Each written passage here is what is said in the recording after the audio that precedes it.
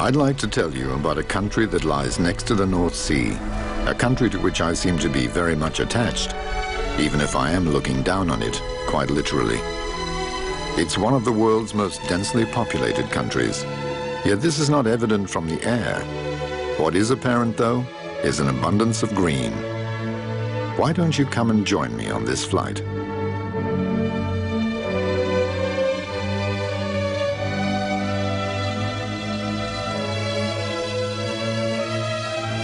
This country is called Belgium, and it's very old. The earliest trace of human presence found here, a primitive stone tool, dates back to prehistory, 800,000 years ago.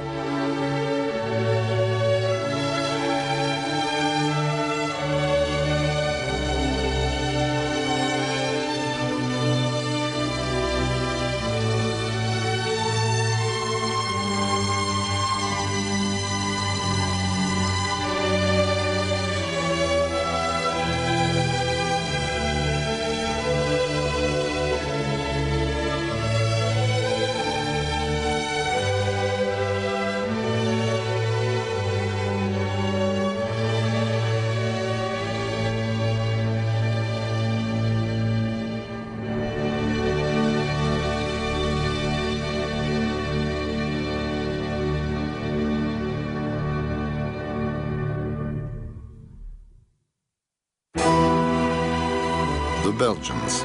That's how the Roman emperor and general Julius Caesar referred to the northern inhabitants of Gaul.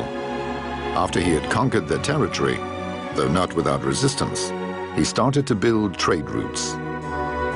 These Roman roads are still evident to this day, such as the one that leads to Tongeren, the town of the legendary Ambiorix, who fought the Romans. Thanks to the roads the Romans built, international trade was able to flourish. Later on, the Belgians became conquerors themselves. From Bouillon, they waged crusades against the Islamites who had conquered Jerusalem. Villages sprang up.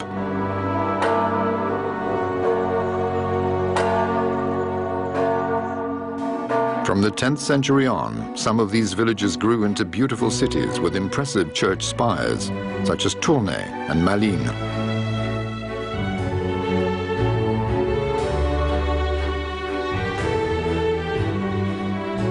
Liège, the largest city in the south of the country, developed along the river Meuse.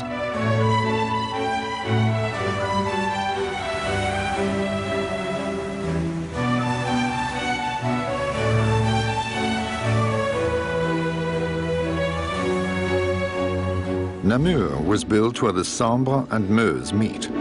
The fact that cities often developed along rivers was no coincidence.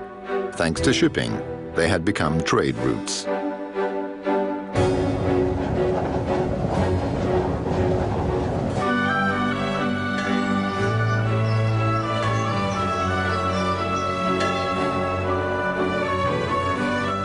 The port cities of Antwerp and Ghent developed along the banks of the river Scheldt.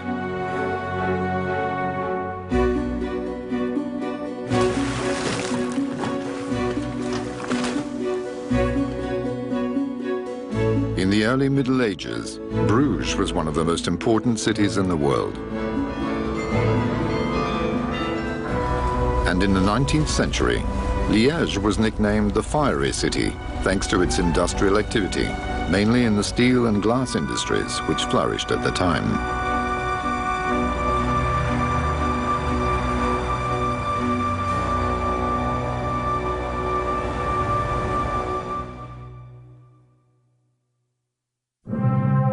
Belgium clearly has a very religious past, evident from its numerous church spires, as well as the number of abbeys. These were not used just for praying, though. Beer and wonderful cheeses were made there, as they still are, but the abbeys were much more. They were also thriving centers of knowledge and literature.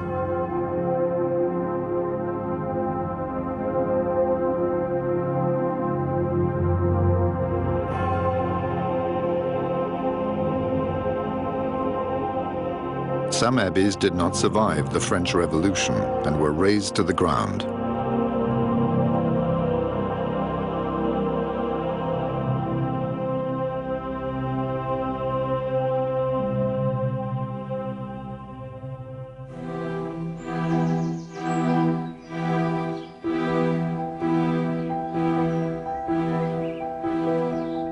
Belgium boasts a staggering number of castles, most of which are sparkling gems that can only be viewed properly from the air.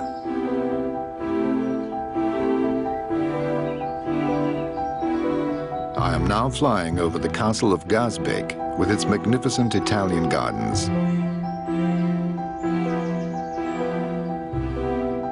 Castles were built in a variety of different periods and styles. They can be Renaissance palaces or medieval forts, and in most cases, they remain in excellent condition.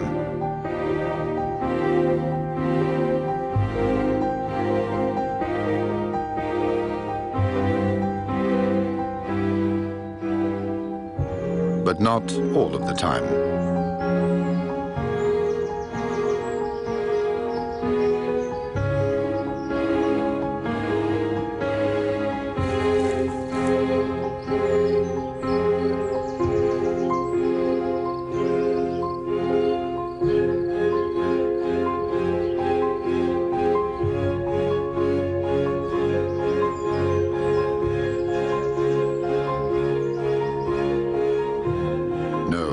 If you thought chateaux were only to be found along the Loire, you should definitely visit Belgium.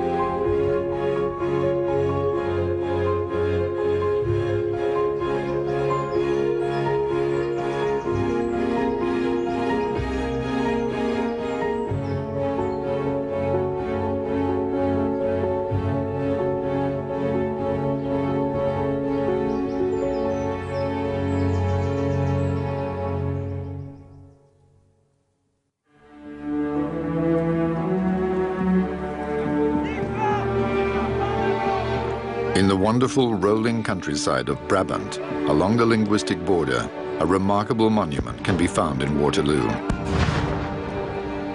A lion on top of an artificial hill marks the spot where, in 1815, a coalition of European troops beat Napoleon's army.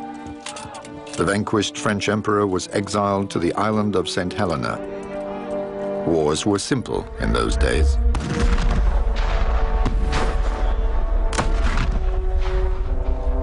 The Dutch king, William I, who ruled the country at the time, had the monument erected in honor of his son, the Prince of Orange, who was wounded during the battle.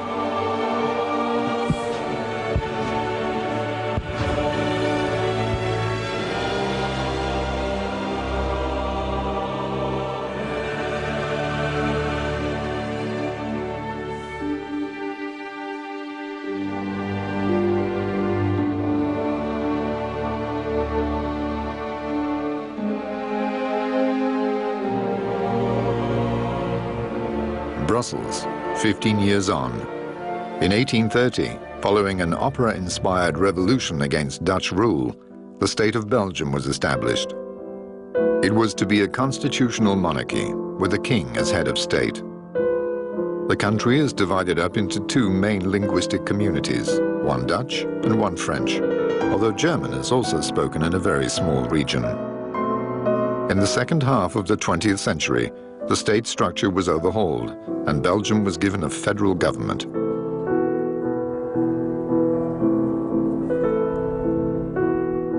Belgium's second king, Leopold II, wanted to make his mark on the country's history with splendid buildings, most of which can be found in Brussels.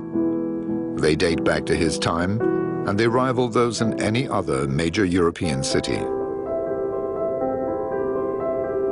In his own grounds at the castle of Laeken, he had beautiful greenhouses erected and started an impressive collection of exotic plants.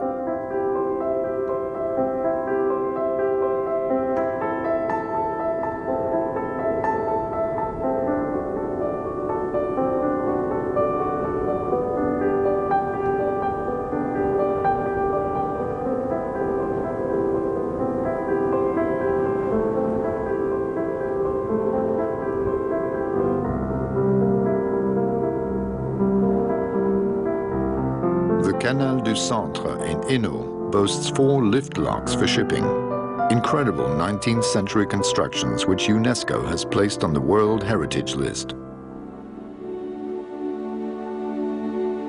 The polders of West Flanders played a major role in world history. for it is there that hundreds of thousands of soldiers died in the trenches during the First World War.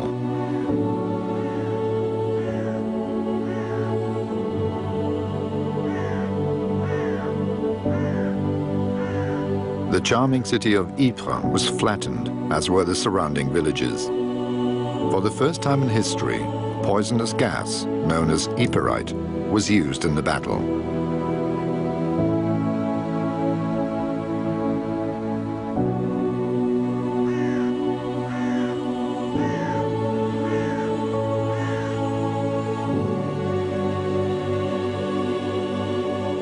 The river that I'm crossing right now, the Isère, featured prominently in the last throes of the war. The Belgian king, Albert I, had the locks of the river Isère in Newport opened. Gradually, the area where the Germans had taken up position was flooded. This marked the beginning of the end of the war.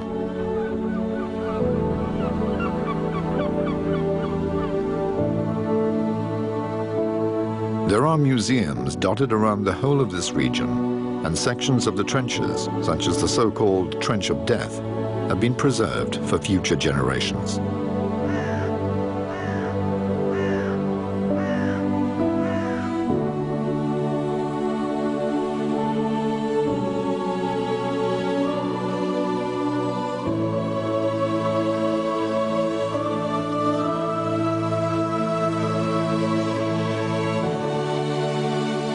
Another image typical of this region are the military cemeteries with white headstones, the best known being Tyne Cot Cemetery in Passendale.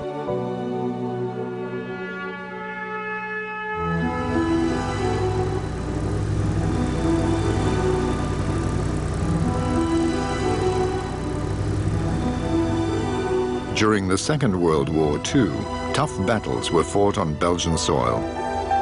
Right at the very end of this war, the Germans tried to turn the tide and launched their Ardennes offensive. In the Battle of Bastogne, the Allied forces managed to bring the German offensive to a standstill. However, there were more than 100,000 casualties on both sides.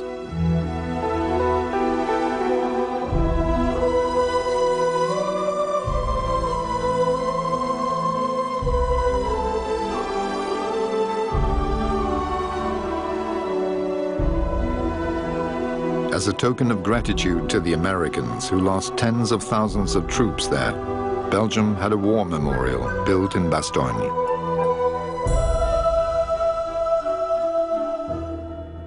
In 1958, the Second World War seemed to have been forgotten. Brussels held an impressive World Fair for which a unique monument was erected, the Atomium, reflecting mankind's optimistic view of future development.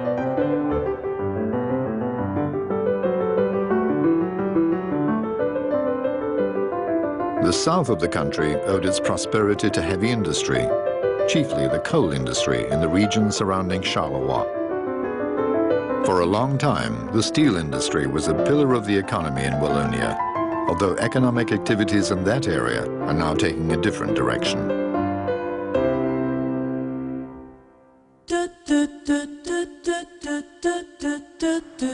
What is striking, certainly when the country is viewed from above, is the impressive infrastructure. Belgium boasts an incredibly dense network of motorways and railways. The government is making every effort to divert freight traffic to canals as much as possible, for these are eminently well placed to establish perfect links with the ports, including foreign ports. The Port of Antwerp is a world-ranking port, ranked 5th in the world, and an important artery of the Belgian economy. Container transport has been increasing for years, and docks and mooring places are still being added to this day. In the major port of Zeebrugge, a growing number of cars are being loaded and unloaded.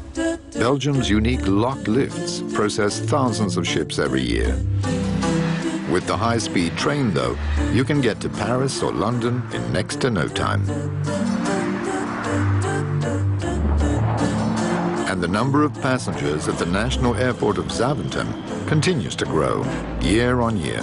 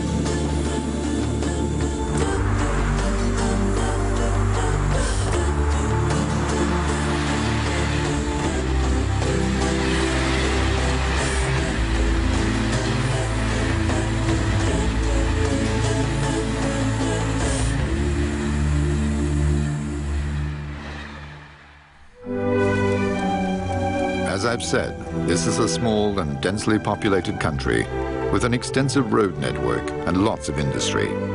Yet there's still a good deal left over for nature and agriculture, and opinion polls show that people want to keep it that way.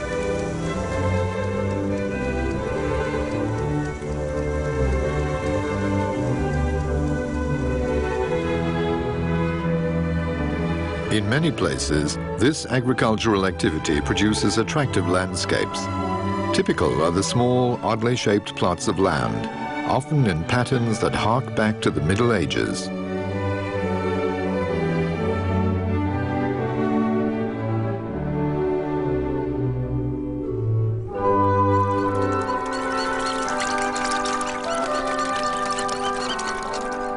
Perhaps for the very reason that nature and greenery are threatened by economic activity, concern about the environment has grown enormously.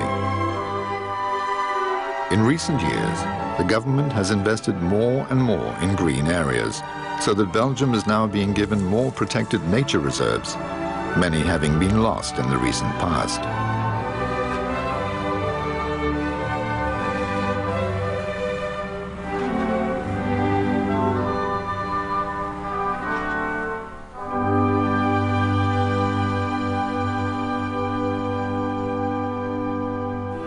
Every Belgian is born with a brick in his stomach, the saying goes, and all the raw material for building can be found just under the surface.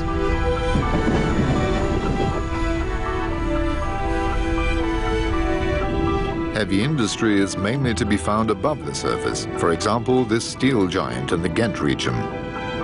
This is good news for the car assembly sector. Every year, our major manufacturers produce some 1 million cars. It's not only Zaventem that handles increasing numbers of passengers. Regional airports are also gaining ground.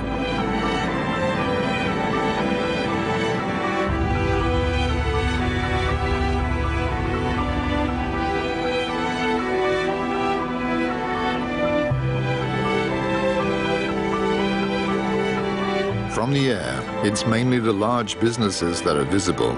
But this country can thank numerous small and medium-sized enterprises for its prosperity, as these are where the majority of employees find jobs.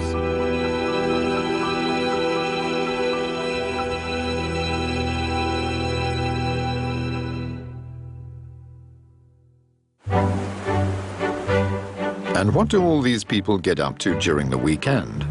Well, if it's sunny, it seems that they all head for the coast, even though it's only 65 kilometers long.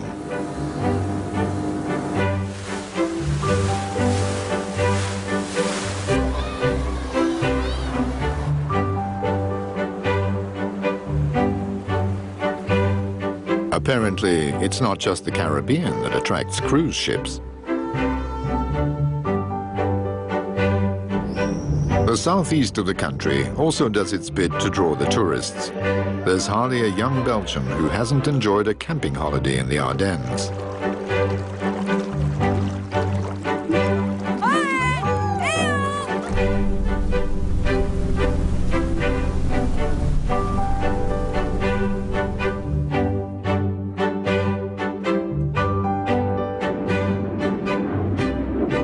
At the risk of repeating myself, I'm flying above some wind turbines, more evidence of growing environmental awareness.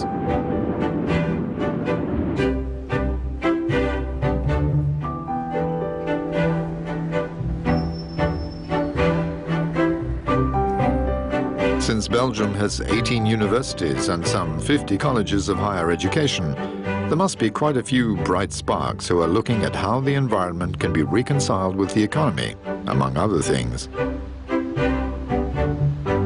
The historic town of Louvain hosts the country's oldest university, dating back as it does to the 15th century.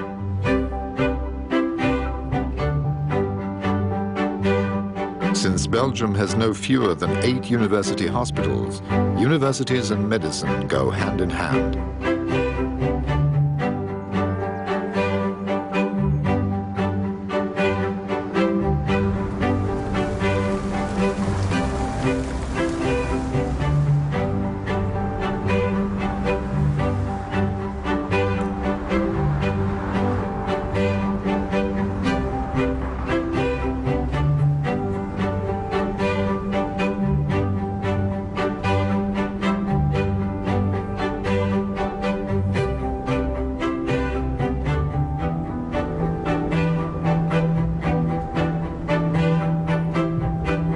Brussels is not only the capital of this country, but also of the whole of Europe in a way, for this is where the EU's largest decision-making bodies are based.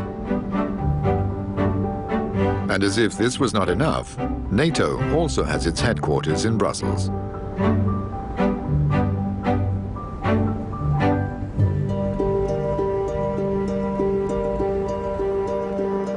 Belgians like to go cycling at the weekend. And even if they don't actively participate, they like to watch cycle rallies, which are never far away. From early spring to late autumn, there are cycling races virtually every week, and they can watch the main ones live on television.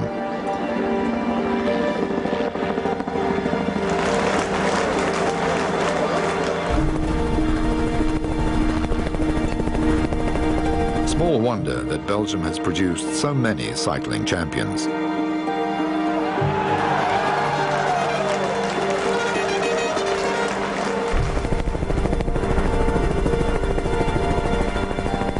We are now about to land. I've tried to give you a detailed description of this intriguing country, but of course I've had to leave a lot out. A word of advice before we part. When you visit, you might notice that Belgians can be rather critical of their own country. But all in all, they like living here. Because believe me, in the main, they know how to enjoy life.